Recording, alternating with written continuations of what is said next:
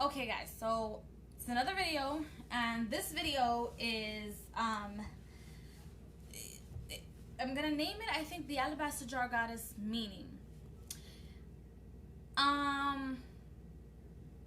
Strange to me that nobody, I don't know if it's because people that are subscribed to my channel don't know who Miriam is, or who or just don't want to talk about like Christianity as it was originally, which is like Ethiopian agnostic Bibles. Look into that. If you're part of the unconditional love frequency, if you study or work with this Mary Magdalene, her name is Miriam, and you know she doesn't spell her name. Let me tell you, just so that you guys know, like, she's been with me all my life, and I guess I would have to start making videos about like the first time, even though I've mentioned it here and there, but like the first time that I saw her face, or like how she would communicate with me as a child. It's like it's always been with me. She spells her name like this.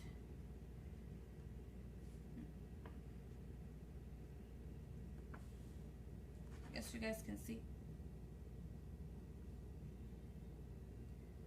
Mariam. Okay, yeah. I hope you guys can see. Oh, let me see. I need like a board. I'm gonna invest in a board so that when I do my videos, I can just write it on the board. She spells her name like this. Mary Magdalene is a celebrity name. It's the girl with the red hair, blah blah blah story. That's not how she appears to me. I don't know how she appears to everybody else. Or I don't know how people visualize her to appear to them. But I've always had a connection to her, in a sense that it's like I've always rejected the girl with the red hair. It actually pisses me off. It's something in my belly that enrages me about the girl with the red hair story. But Mary Magdalene, or Mary of Magdala, or Miriam of Magdala, is a celebrity name. It's what they put out there for you to visualize with, or see, or connect with, right? Sometimes Miriam. This is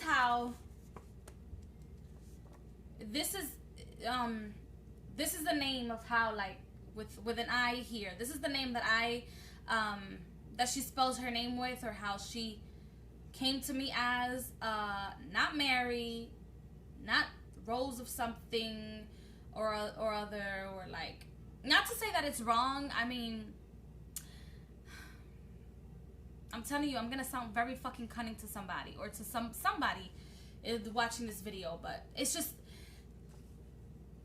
I've had a connection with her as a child. I didn't speak to her. I didn't call her. I wasn't like, oh my god, I want to talk to Miriam. I had no idea who the hell this lady was. I had no idea. In all of my life, even my mom had seen her around me. Like, this all my life, even before my mom gave birth to me. It was this darker skinned lady, or tanner, like my complexion, or Ethiopian looking lady with red cloth. You know, that red cloth they have around them. Behind me in her dreams. But my mother was never like, oh, like, that's Mary Magdalene, or that's Miriam, or that's this. No, it was never like that. It was just this presence. Always present. So this is the name. This is how people spell her name. They spell her name also like this. Miriam. Like this. I guess. Mom, is that you? I think she's out there right now, walking in the hallway. I tell you. So yeah, so this is how, my handwriting is such fucking chicken scratch, but this is how they spell her name sometimes, or like this, but I've never seen it spelled like this. But this is how it came to me the first time, or that's how she communicated with me at first. So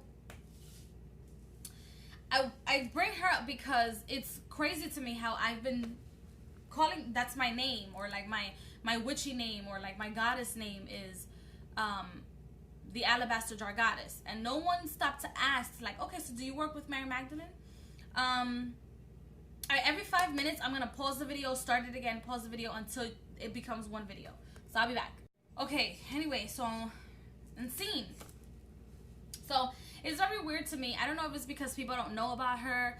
And there's a lot of people talking about Mary Magdalene, Joshua, the Demiurge, agnostic Bibles, agnostic texts.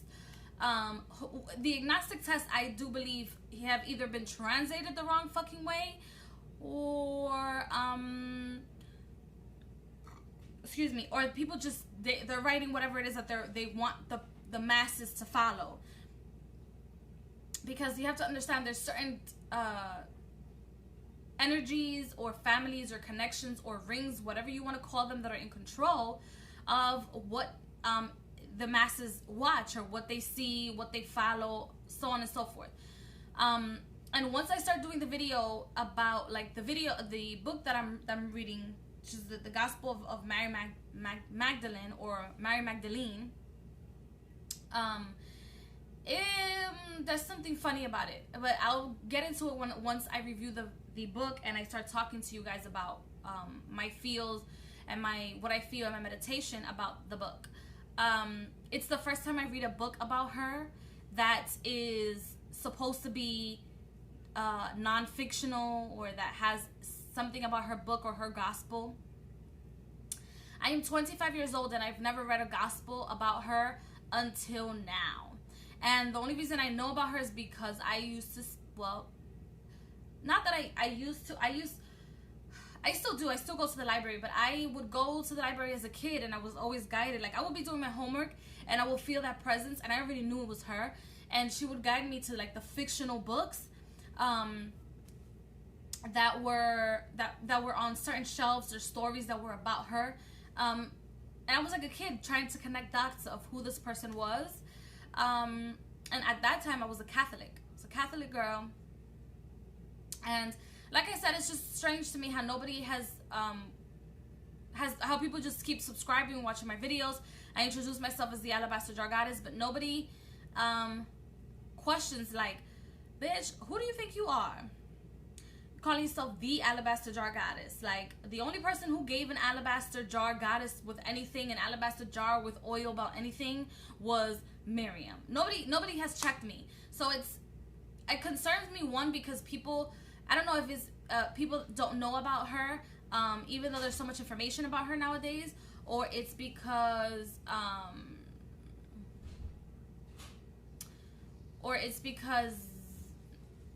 I don't know, people aren't paying attention. Hi. My little brother just got home. Ew. So, I don't know if it's because people aren't paying attention, or they just disregard, or they think that, oh, look, it's just a pretty name, the Alabaster Jar Goddess. But I chose the Alabaster Jar Goddess name before I started my YouTube channel. This summer 2015 that just passed, I just got that name. And I wanted a name that resonated with my frequency, and I wanted a name that resonated with my name, like numerological. Is that a term? Numerologically, my frequency, everything. I wanted everything to be absolutely perfect. So I kept meditating on it with the divine, and when I mean the divine, I mean the dark energy, love, dark matter.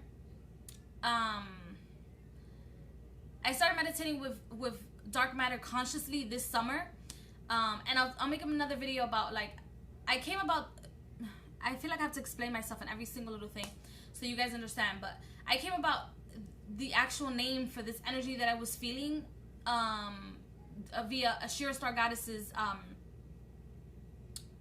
explanation or playlist about dark energy or dark matter. I was always, like, allergic to meditating during the day, during any type of light, anything during my meditations. I can't take it. I cannot take it. It bothered me. I always had to either meditate during the night or with the lights off. And if I meditated with a candle on, the candle had to be either beside me. like beside me, and when I mean beside me, I mean like right here beside me, like right here, where I only felt the heat or the fire of the elements of fire, but I didn't really see it. I didn't, you know, feel too much of a reflection of it because it bothered me. And then I realized when I started watching her videos, because I kept researching, I'm like, is this normal? Do people experience this? Like I said, I've only been practicing witchcraft consciously for the past like year and a half, almost 2 years. But I've always been practicing all my life. It's just consciously is a different level, is a different feel, there's a difference between you practicing something and not really knowing what the fuck you're doing, or following your intuition and not really know where your intuition is going to take you until the day your intuition tells you, you know, or the divine energy tells you, or the spirits that are around you tell you or guide you, like, this is where you have to be. And so that's what happened to me a year and a half ago. So I don't know, it's kind of concerning that nobody asks questions, or I don't know. Feel free to leave your comments below and let me know, like, what you thought about my name when you first heard my name, or if you just were too afraid to comment. Maybe I was just, I don't know, coming off too quirky, or too, like, I don't know, snappy. I'm from New York. It's my attitude. I don't know. So I just want to know, just an insight. But to get all of that stuff out the way, I did a video about the meaning behind messages from Venus and the numerology and the number behind it. I didn't go into the detail of like, oh, look, this number means da da da da. You guys can search that for yourselves if you want to. If not, you can just figure out what your number is by yourself. So before giving you the number of what the alabaster jar goddess number is in numerology, I'm gonna speak to you guys about what the alabaster are, the material alabaster is. The material alabaster is a type of gypsum or sulfite, selenite. It's a type of material. It comes in either white, green, yellow, pinkish, grayish, and most of it is like calcite. There's alabaster that's made out of that is calcite, or limestone, crystallized calcium. I made notes. It's usually heard of in the Bible or the Christian, if they even realize what they're reading. What they read in the Bible, in their book, is that the alabaster jar came from Mary Magdalene anointing Jesus, or this entity called Jesus, with an oil on his head. What she was doing was anointing his crown chakra, and anointing his head means she's anointing with the oil. She was anointing, which I believe did happen. Some things in the Bible aren't a lie. Not everything is a lie. So what she was doing was magic. And I'll talk to you guys about what she was actually practicing. What she was doing was magic. She gifted him with the oil. Yes, it was a gift. It was a sign of respect. Yes. But when she was anointing his head, some people say it's his head, some people say it's his feet. But when she was anointing any type of his body, she was actually activating the ring around his head and his crown chakra. It's some type of, people are talking loud in my house, but it's a way of protection. It's root work. And the reason why it's root work is because the oil, or the herb that she made the oil from, is the oil that she's known to make, or what she was known to make, which was the essential oil of spikenard, or spikenard. Some people say, let me see, another spikenard. It's spelled like this. I seriously need a fucking board, but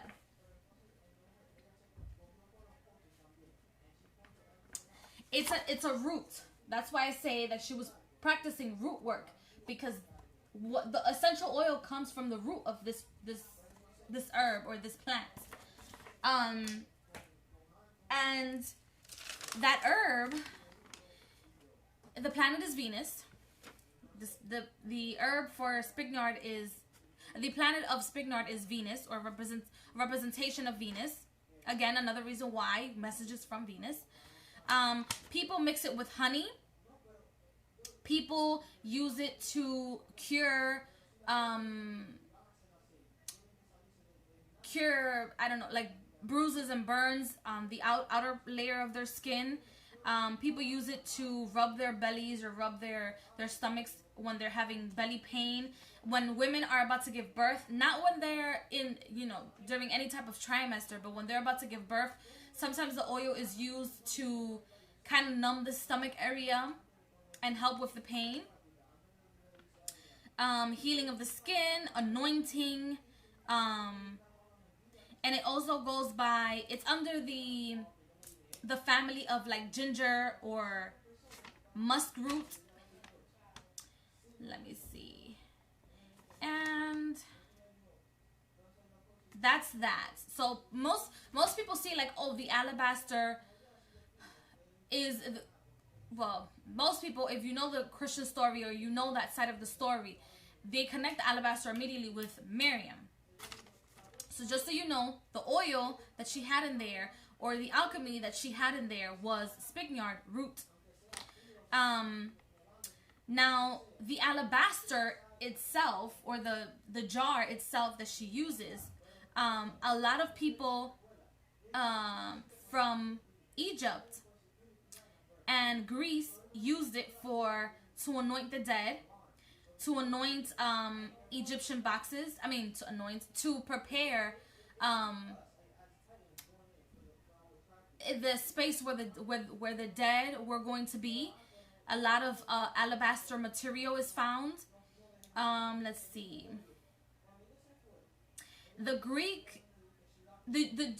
Egyptian people used to make, they made boxes out of alabaster, and then the Greek people used alabaster to make caskets. Spignard was also used to, some type of oil to either anoint, or I think I said anoint. Yes, I did. I said anoint. Okay, so let's see. The alabaster comes from, like I said, gypsum or sulfite or selenite. And when you read up on selenite, you guys will see that selenite is used for calming, relaxing, healing. A lot of selenite things, or to attract things to you. It's good for guidance, mental clarity. It's kind of like the herb Bonset or Abre Camino. In Spanish, a lot of root workers or santeros or witches like to use the herb Abre Camino in prosperity spells or love spells, when partners or people or clients go to them when they're having issues or difficulties in that part of their life. That's the type of herb they use. And so selenite, to some people, including myself, would be the representation of Abre Camino or clarity in certain things, because it neutralizes whatever it is that you're trying to do, whether you put it in an oil. Some people put it in like I do. I put it in the rose oil that I make, to attract or clear or bring clarity to whoever wears the rose oil that I do. And I put it in the big jar where the roses and the oil and all the other ingredients are being consecrated. Oh my God, it's not consecrated, but they're being, using my alchemy. I can't think of the word right now, so nobody's messaging me now. And it's also selenite, or the material of alabaster, is also good for communication. And when people want to work with or manifest something with the energy of the moon, or clarify something or neutralize something with the energy of the moon, selenite is also good for that. So that's, besides the fact that I work with Miriam, And that through me and a lot of other people that are focused in the unconditional love frequency, or are very in tune with unconditional love and the feminine energy, we're essentially raising her identity as, oh, just a Catholic saint to a goddess. So when I was thinking of a name and the name came to me, I just kept meditating on it and it came to me. And I was at work when it came to me, actually. I was at work and I jumped up and I was like, oh my God, the alabaster jar goddess, that's it. I made my manifestations. I said, you know what, I need a name that's the same number or the same frequency as I am, and my name equals to the number 7. Not just my first name, but my entire name, like Madeline, and then my last name equals to the number 7 when you put them together. So I needed something that was in my same frequency, that will have the name where it will clarify or provide mental clarity of, or provide some type of soothing feminine energy, mother energy. I needed that name to vibrate that on people that were watching my videos, were getting consultations from me. I don't mind that people know my name. My name is Madeline. I'm probably not going to give you my name, my last name here, but my name is Madeline. I don't mind giving that out. So I needed something that was going to vibrate with me and my purpose. So that's it. The reason why I say that people that are vibrating on the same frequency as Miriam, who is a facet of the goddess energy or the creator energy, will bring her status even more into goddesshood. She's not going to be considered just, oh, like a saint. She'll be a goddess, because people have been completely brainwashed, and it's gotten to the point where they don't even believe these people walked the earth and existed. But I know otherwise, only because she's walked with me. I've had conversations with her. I've meditated with her. My name, anybody with the name Miriam, Mary, Maria, Madeline, spelled in certain ways, is connected to some type of either, like my name is considered like a French connection, or has a French connection. If you spell it in a certain way, but it's still the frequency Madeline, you're still saying that frequency. Or when your voice, because you know, every time we speak, we're vibrating. So when you say Madeline or Madeline, it's still the same frequency of that French connection, or Magdalene, right? If you guys look up your names in Hebrew or the Greek translation of what they mean, or what your name means, you'll see like what the frequency is, or where it's come from, and you can connect yourself and decipher yourself. It's all about getting to know yourself. So the alabaster jar goddess is just another form of me bringing mental clarity to and clearing out how people perceive Miriam. Until this day, I can't even believe that. Until this day, they still perceive it, oh, like the whore, or just the person that was just, you know, cleansing Jesus's feet and, you know, anointing his head with the oil. And no, the fuck she was not. But see, I'm cunning. See, I'll say things like that. And if that's not something that you guys or people watching these videos are prepared to hear when it comes to that goddess specifically, then I don't know. I don't know what to tell you. I don't know. I don't know. It's either you continue to watch, you don't continue to watch. I don't know. I know how some people could get real fucking nasty on YouTube, and a lot of my favorite witches, they get bullied on so fucking much, it's disgusting. But if that's your plan here, I mean, thank you for commenting, I guess. I don't know. I haven't had the experience, and I hope not to have it. I hope everybody feels welcomed into my channel. So anyway, before I start continuing to blab on, that's the meaning behind the alabaster. And I added the because, number one, that's just what came to mind, and number two, if I take out the alabaster jar if I take out the from alabaster jar goddess, let's say I take this off, this changes the entire frequency of what the name is. So if I add the, it will equal to the number 7, which is my name also, which is my number is the number 7. I hope you guys can see that. hold on, let me see. Yellow paper. So this is what I came up with, and I was trying to write this down here, but clearly that wasn't going to work. So I wrote this same thing. That's why I scratched off. I wrote it right here, which equals to the number 7. That's that. So numerologically, it's in alignment with me. It's equals to my same number. It raises the vibration and the frequency of unconditional love, which is what she represented. She also represented Venus. My planet is Venus. And my name in and of itself represents her. So, excuse me, that is the meaning behind the alabaster jar goddess. So if you guys have any questions, you want to talk to me about it, you're more than welcome to.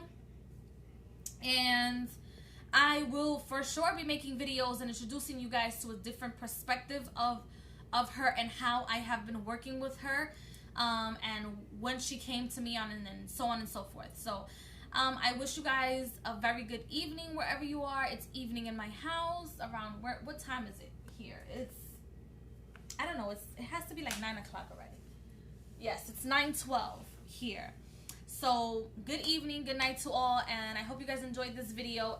And another little thing, if you guys I mean, maybe it'll throw some YouTubers off or creator of some channels and stuff. Ask fucking questions. Ask questions. The whole point of you having this life experience is for you to ask questions. If a religion, if a pastor, if a religious leader, if your leader, if your professors, if your boss does not want to answer a question or is bothered by the fact that you're asking questions, that should tell you where that person is in life. If you guys, for whatever reason, had like any questions about like what the alabaster jar goddess meant to me and how the name came about, then just ask. I welcome everybody to just ask me whatever questions they want. Even if you feel like it's offensive, if you feel like it's offensive or you feel like it's gonna get some shit started on YouTube, I have the links to all of my social media sites. You guys can direct message me on Twitter, email me. You guys can direct message me through here, even though it won't get to me until like a couple of days. It won't connect to my email for whatever reason. What else? It's freaking eBay. I'm selling stuff on eBay. You guys can private message me on eBay, I believe, if I'm not mistaken.